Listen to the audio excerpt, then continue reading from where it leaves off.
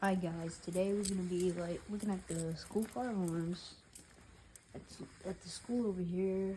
First up, we got the Silent Night pole station, the emergency exit only, alarmable sound signs, and the devices, but they're installing new ones. Alright, so we got the Silent Night smoke detectors and these water suppressors. I don't know if you can really see it, but we got Simon, We Lock AS, the exit signs, and we have a vintage fire extinguisher, the We Lock in S's, another We Lock in S, a We Lock RSS, a red We Lock Cooper, another We Lock like Cooper, but like it's white.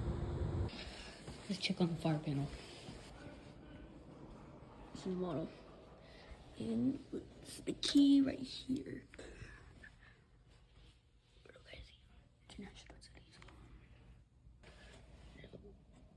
This on this one, and we have the how it shut down right here.